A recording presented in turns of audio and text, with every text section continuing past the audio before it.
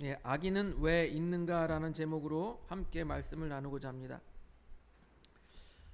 최근에 뉴스 기사를 보니까요, 신림동에 어떤 30대 남성이 길을 가던 사람에게 칼을 휘두른 사건이 있더라고요. 그 중에서 그 피해를 입은 사람 중에 20대 남성은 사망에 이르렀고요. 그 다음에 나머지 3명은 중상을 입었다라고 합니다. 그 사건에 대한 기사에 대한 댓글을 보니까 이런 글이 있습니다. 정과 삼범이라는데 저런 사람을 왜 풀어주어서 또 다른 피해를 만드느냐. 사형제도가 부활해야 한다라는 댓글이 있었어요. 또 어떤 사람은요, 저런 범죄자도 인권이라고 시원한 에어컨 밑에서 삼시세끼 잘 먹인다, 이런 댓글이 있더라고요. 또 우리가 크게 보면요, 최근에 우리 주변에서 우크라이나 전쟁이 일어났죠.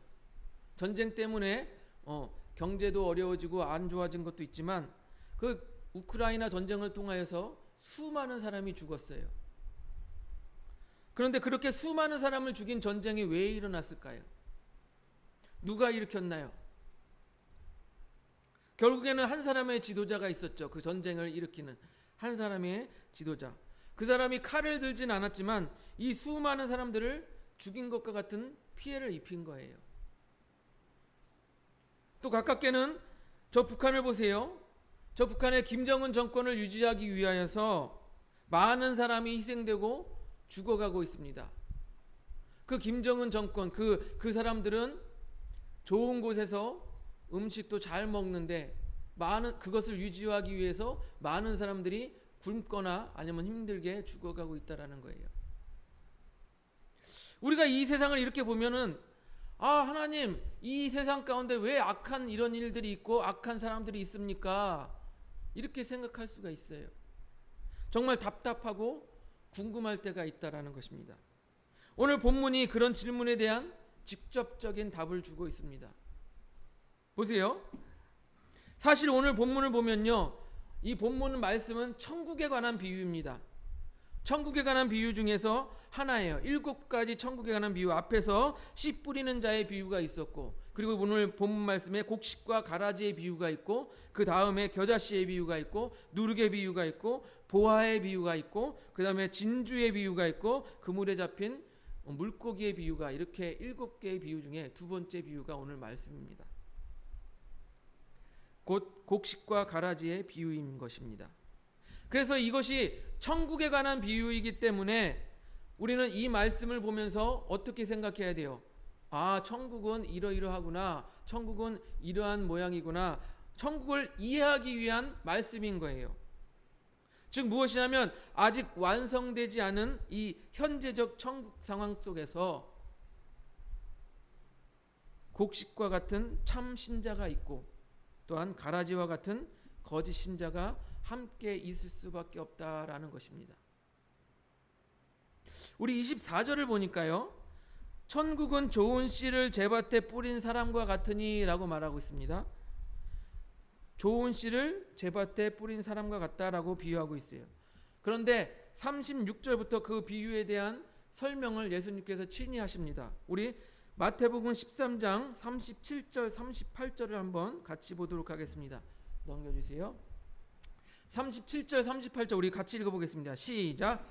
대답하여 이르되 좋은 씨를 뿌리는 이는 인자요 밭은 세상이요 좋은 씨는 천국의 아들들이요 가라지는 악한 자의 아들들이요. 좋은 씨를 뿌리는 사람이 누구라고 했습니까? 인자는 곧 예수님이에요. 그리고 이 밭은 뭐라고 했습니까? 세상이라고 했습니다. 그리고 좋은 씨는 뭐라고 했어요? 천국의 아들들, 하나님의 백성이죠. 그리고 가라지는 뭐라고 했어요? 악한 자의 아들들이라고 말하고 있어요. 그런데 예수님께서 분명히 이 세상 밭에 좋은 씨, 천국의 아들들 좋은 씨를 뿌렸는데 왜 가라지가 생겼냔 말이에요. 가라지가 도대체 어디에서 나왔냐 말이에요. 예수님께서 천국의 아들들을 심어놨는데 왜 악한 자의 아들들이 나타났냐 말입니다. 이 세상이라는 밭에 왜 악인들이 나타났냐 말이에요. 악인들이. 그 질문에 대한 직접적으로 하고 있는 장면이 13장 27절이에요. 넘겨줘 보세요. 우리 13장 27절을 한번 같이 읽어보겠습니다.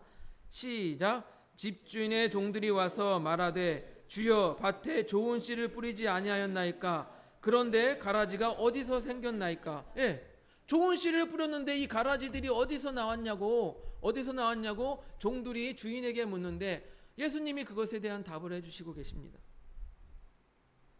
우리 마태복음 13장 28절을 같이 읽어보겠습니다. 13장 28절 시작. 주인이 이르되 원수가 이렇게 하였구나. 종들이 말하되 그러면 우리가 가서 이것을 뽑기를 원하시나이까? 주인이 뭐라 그래요? 아, 원수가 이렇게 하였구나.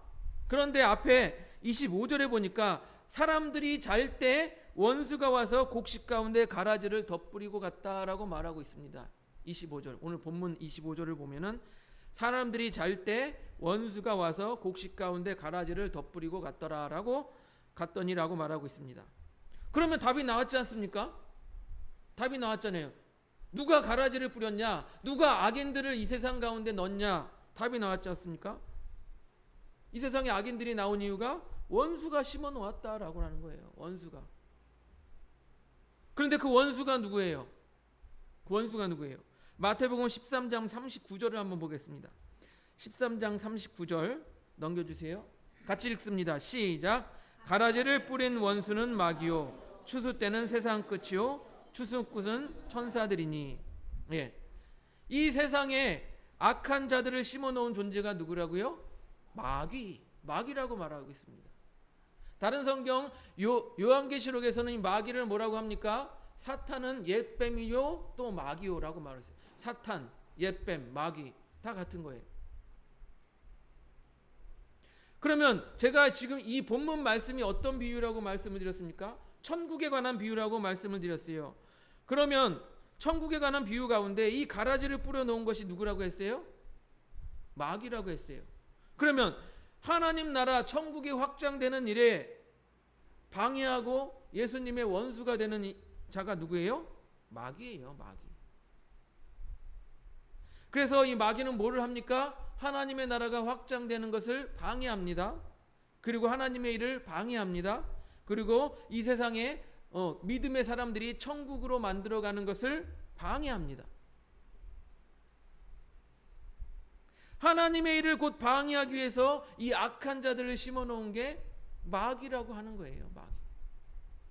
그러면 이것을 그대로 우리 교회로 한번 생각해 보도록 하겠습니다. 교회 안에서도요, 곡식과 가라지가 있어요.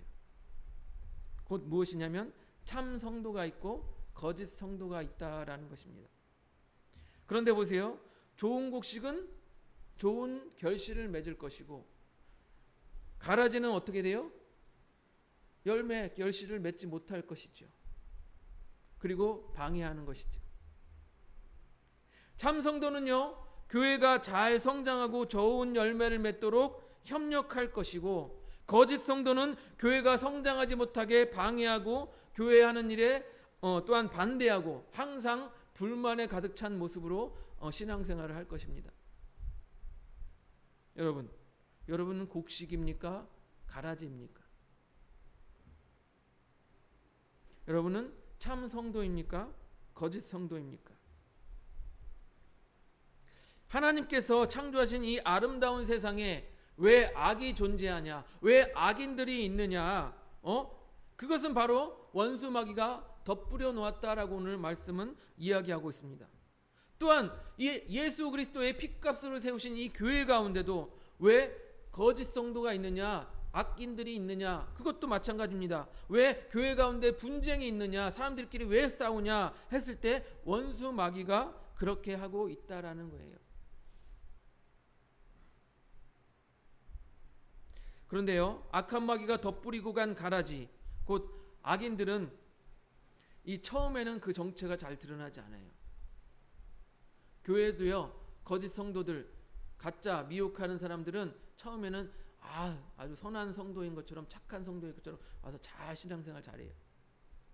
그러나 시간이 갈수록 그 정체가 드러나게 되어 있다라고 합니다. 마태복음 13장 26절을 보겠습니다. 13장 26절 넘겨주세요. 같이 읽습니다. 13장 26절 시작. 싹이 나고 결실할 때에 가라지도 보이거늘. 처음에는 보이지 않아요. 처음에는 보이지 않다가 이제 싹이 나고 결실할 때가 되면 이 가라지가 보인다라고 말하고 있습니다. 정체가 드러나는 거예요. 가라지가 정체가 드러나고 거짓 성도가 정체가 드러나는 것입니다. 그래서 우리 성도들도요, 그 성도가 참 성도인지 거짓 성도인지 보려면 그 열매를 보면 알 수 있다라는 거예요. 그 열매를 보면. 우리 마태복음 7장 15절에서 18절을 한번 같이 보겠습니다. 넘겨주세요. 우리 마태복음 7장 15절부터 18절까지 한번 같이 읽어보도록 하겠습니다. 시작. 거짓 선지자들을 삼가라. 양의 옷을 입고 너희에게 나아오나 속에는 노략질하는 이리라. 그들의 열매로 그들을 알지니 가시나무에서 포도를 또는 엉겅퀴에서 무화과를 따겠느냐. 다음. 이와 같이 좋은 나무마다 아름다운 열매를 맺고 못된 나무가 나쁜 열매를 맺나니 좋은 나무가 나쁜 열매를 맺을 수 없고 못된 나무가 아름다운 열매를 맺을 수 없느니라. 아멘. 우리가 참 성도, 즉 곡식 알곡이라면, 우리가 참 성도라면 우리가 좋은 열매를 맺을 수밖에 없다라는 거예요. 이해가 되세요? 그런데요, 교회 안에 거짓 선지자의 가르침이 판을 치고 있어요. 판을 치고 있어요. 특히나 요즘에는요, 유튜브나 SNS에서 내가 선지자다, 내가 제대로 말씀을 가르친다, 뭐 이런 사람들이 하도 많아서 교회 다니는 성도들도 이것만 보다 보면 막 현혹돼 가지고 막 넘어가는 경우들이 많아요. 여러분, 검증되지 않은 것들을 함부로 따라가고 믿으면 안 됩니다. 왜요? 거짓 가르침이 판을 치고 있기 때문입니다. 그래서 앞에 우리가 말씀에 뭐라고 그랬습니까? 열매를 맺는다. 곡식은, 참 성도는 열매를 맺는다. 이거를 관여하여서 우리가 이야기를 드리자면은 무엇이냐면, 그 유튜브나 SNS 상에서 거짓 가르침 중에 하나가 무엇이냐면, 성도들에게 이렇게 가르치고, 아무것도 안 해도 된다. 아무것도 안 해도 된다. 그렇게 가르치는 거예요. 왜 아무것도 안 해도 되냐? 야, 하나님이 전지전능하신데 우리가 뭘 하냐? 하나님이 전지전능하신 하나님이 다 알아서 해주시는데 우리가 뭘 하냐? 아무것도 안 해도 된다. 그냥 하나님께서 하시는 거 보기만 하면 된다. 이렇게 가르치는 사람이 있어요. 그런 가르침은요, 어떻게 되냐면 교회 안에서 성도들이 아무것도 할 수 없게 만듭니다. 성장할 수 없게 만듭니다. 열매를 맺을 수 없게 만듭니다. 어떤 생각 같으냐면요, 자신들은 아무런 노력도 하지만 않으면서 좋은 직장을 달라고, 대한민국 좋은 직장을 달라고, 일하지도 않으면서 우리에게도 행복한 권리를 달라고 이렇게 주장하는 세상 풍조와 다를 바가 없는 거예요.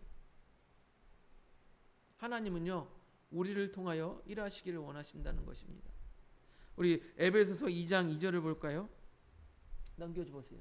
우리 에베소서 2장 2절 같이 읽어보겠습니다. 시작. 그때 너희 가운데 행하여 이 세상 풍조를 따르고 공중의 권세 잡은 자를 따랐으니 곧 지금 불순종의 아들들 가운데 역사하는 영이니라. 세상 풍조를 따르지 마라라고 사도 바울은 말하고 있습니다. 그렇습니다. 우리가 예수 그리스도를 믿고 나서 내가 믿자마자 바로 열매를 맺을 수는 없어요. 왜요? 우리도 주님 앞에서 배우고 말씀을 배우고 성장하는 시간이 분명 필요해요. 하지만 배우고 교회 안에서 성장하고 나면 열매를 맺어야 된다라는 거예요.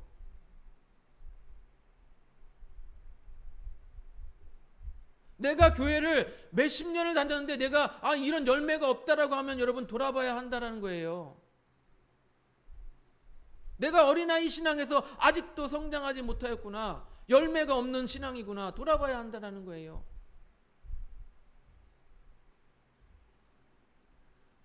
열매는 여러 가지가 있겠죠. 우리 안에서 가장 가운데서 일어날 수 있는 게 뭐예요? 우리 성품의 변화가 있어야 돼요. 우리 성품의 변화. 예전에 남을 시기하고 미워하고 헐뜯고 잘 싸우는 성품이었으면 이제 온화하고 화목하게 만들고 그런 성품의 변화. 또한 말도 변해야 돼요. 예전에 욕하는 말, 거친 말, 남을 비방하는 말을 했다면 이제는 칭찬하는 말, 축복하는 말, 선한 말을 골라서 해야 되는 거예요. 또한 과거에 좋지 않은 습관도 버려야 돼요. 교회는 교회 따로 세상에 나가서 가졌던 습관은 그대로 갖고 있으면 안 된다는 거예요. 그리고 교회 안에서는 섬기고 교제하고 가르치고 전도하는 모습도 필요합니다. 우리 누가복음 13장 9절을 보니까요, 이런 말씀이 있습니다. 우리 누가복음 13장 9절을 보겠습니다. 같이 읽습니다. 시작. 포도원지기에게 이르되 내가 3년을 와서 이 무화과 나무에서 열매를 구하되 얻지 못하니 찍어버리리라. 어찌 땅만 버리게 하겠느냐. 예. 내가 3년 동안 와서 봤는데 열매가 없잖아. 찍어버려야 되겠다. 이 말씀 아니에요. 이 말씀. 무화과 나무를 심었으면 나무가 열매를 맺어야 되는데 내가 3년 동안 기다려봤는데 열매가 없어. 그러니까 이건 찍어서 버려버려야 되겠다. 물론 이 3년이 우리에게 적용되는 거 아니에요. 각자 사람들에게 성장할 시간은 각자 다르게 적용될 것입니다. 하지만 기다렸는데도 열매가 없으면 이건 찍어버려야 된다라고 하는 말씀인 거예요. 우리 누가복음 3장 9절을 볼까요? 누가복음 3장 9절 같이 보겠습니다. 시작. 이미 도끼가 나무 뿌리에 놓였으니 좋은 열매를 맺지 아니하는 나무마다 찍혀 불에 던져지리라. 예. 좋은 열매를 맺지 않는 나무마다 찍혀서 이제 어떻게 된대요? 불에 던져. 나무 불에 던져지면 타고 없어지는 거잖아요. 여러분, 이렇게 결실을 맺을 때가 되면 참 성도인지 거짓 성도인지, 알곡인지 곡식인지 가라지인지 분별을 할 수 있게 된다는 거예요. 그래서 종들이 와서 그럼 주인이요, 이 가라지를 뽑기를 원하나이까? 그러면 우리가 가서 이것을 뽑기 원하십니까? 라고 묻습니다. 근데 이 말씀은요, 주인에게 뽑기 원하십니까? 라고 묻는 것 같지만 사실은 이 종들의 의지가 더욱 크게 담겨 있는 거예요. 그러니까 이 종들의 의지를 적용해서 우리가 이 말씀을 해석하면 이렇게 해석할 수가 있어요. 주인이요, 그러면 이걸 뽑아버렸으면 좋겠습니까? 이렇게 말하는 거예요. 주인님, 열매 맺지 못하는데 이거 뽑아버렸으면 좋겠습니까? 이 가라지인데 뽑아버렸으면 좋겠습니까? 이렇게 묻고 있는 것과도 같은 거예요. 그런데 주인이 뭐라고 말씀하십니까? 뽑지 말고 가만히 둬라. 뽑지 말고 가만히 둬라. 곡식까지 뽑을까 염려가 된다라고 말씀하십니다. 여러분, 이 가라지를요, 원어로 말하면 지자니아라는 말이에요. 그런데 이것은 무엇이냐면 이 밀과 닮은 어떤 가라지를 말하는데 성장 기간이 비슷하대요. 그래서 그 나달에 독을 품고 있는 독보리를 가르치는 게 지자니아라는 말이라고 해요. 그래서 이렇게 같이 자란대요. 같이 자라서 밀밭이나 보리밭에 이 같이 자라는데 약간 거무스름해서 잘 분별하기 힘들다고 하는데 독을 가지고 있다고 합니다. 그래서 밑에 자라다 보면은 이 독보리들이 이 알곡, 즉 밀과 밀뿌리와 서로 엉켜 있어서 뽑다 보면 같이 뽑혀버린다는 거예요. 예. 그래서 이 농사의 전문가들, 농사에 노련한 사람들은 같이 뽑지 않는다라고 합니다. 그래서 무엇입니까? 끝에까지 이 밀도 곡식을 다 맺었을 때 뽑아서 이렇게 분리한다라고 하는 거예요. 끝에서. 그래서 뽑지 말고 추수 때까지 두라고 이렇게 말씀하시는 것과 이 농사의 원리와 같이 비유로 말씀하시는 거예요. 그런데 아까 뭐라고 했습니까? 추수 때는 세상 끝이라고 말씀하셨습니다. 그리고 추수꾼은 뭐라고 했어요? 천사들이라고 말했습니다. 즉 무엇이냐면 세상 끝날에 천사들이 와서 그 가라지들은 거두어서 불사르고 곡식 참성도들은 곡간에 넣어둔다라고 말합니다. 그것을 설명해 주시는 주님께서는 마태복음 13장 41절 43절에 이렇게 말씀하십니다. 한번 볼까요? 13장 41절 43절까지 같이 읽습니다. 시작. 인자가 그 천사들을 보내리니 그들이 그 나라에서 모든 넘어지게 하는 것과 또 불법을 행하는 자들을 거두어내어 풀무에 던져넣으니 거기서 울며 이를 갈게 되리라. 그때의 의인들은 자기 아버지 나라에서 해와 같이 빛나리라. 귀 있는 자들은 들으라. 아멘. 여기서 넘어지게 하는 것은 분명한 신앙적 가치관이 없고 결단력이 없어서 이렇게 흔들리는 신앙인들을 말해요. 그들을 유혹하여서 어떻게 한다고요? 떠나게 하는 것을 말해요. 그것을 곧 넘어지게 하는 것이라고 말합니다. 그리고 불법을 행하는 자들은 하나님의 통치 원리인 구약과 신약 성경 곧 율법 말씀을 그 안에 두지 않는 자들로서 말씀을 왜곡해서 하나님의 나라의 통치를 흔드는 자들을 말합니다. 이런 가라지들을 어떻게 한다고요? 넘어지게 하는 자들, 불법을 행하는 자들, 이런 가라지들을 어떻게 한다고요? 풀무에 던져버린다, 불살라버린다라는 거예요. 그리고 의인들은 무엇입니까? 하나님 앞에 의롭다 칭함을 받은 자들. 우리가 수요일 날 예배를 잘 참여하시는 분들은 아시겠죠? 의롭다 칭함을 받은 자들은 하나님의 은혜로 말미암아 믿음으로 말미암아 의롭다 칭함을 받은 자들. 그들은 오늘 말씀에 의하면 어떻게 된다고요? 천국에서 해같이 빛나게 될 것이다 라고 말하고 있어요. 사랑하는 성도 여러분, 이 세상에 악한 자들이 왜 존재할까요? 그래서 오늘 말씀에 의하면 마귀가 이 세상에 덧뿌려 놓았다라고 합니다. 그럼 저는 교회 다니는데 교회는 정말 신앙적으로 성숙한 사람들만 다니는 줄 알았는데 저런 이상한 사람들이 왜 있습니까? 물론 아직 성장이 덜 된 사람들도 있을 수도 있고 또한 원수마귀가 덧뿌려 놓은 것일 수도 있습니다. 그런데 이 원수마귀가 이 가라지를 덧뿌려 놓은 이유는 무엇입니까? 천국을 이루는 것을 방해하고 천국의 아들들을 미혹해서 넘어지게 하는 것, 열매 맺지 못하게 하는 것이 이 가라지가 하는 역할인 거예요.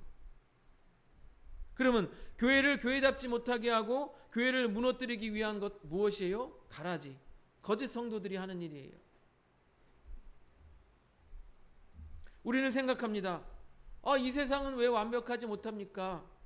교회는 왜 완벽하지 못합니까? 이 문제를 생각할 때 누구 때문이야 이렇게 탓하기보다는 이 모든 것이 원수가 덧뿌려 놓은, 마귀가 덧뿌려 놓은 가라지가 있음을 기억하시기를 바랍니다. 가라지가 있기 때문임을 기억하시기 바랍니다. 그럼에도 오늘 말씀에서 무엇이라고 말합니까? 마지막 때까지 이 가라지를 뽑지 말라고 하십니다. 그 이유가 무엇이에요?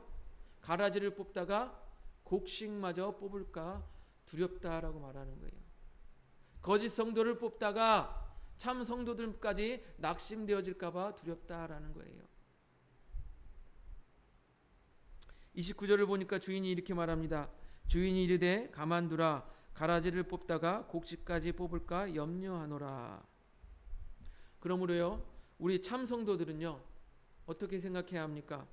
우리를 보호하시는, 우리를 또한 구원하시기 위해서 끝까지 참으시는 하나님의 은혜를 생각하시며 이 악한 마귀들, 가라지, 거짓 성도와 싸우시기를, 그리고 승리하시기를 주님의 이름으로 축복드립니다.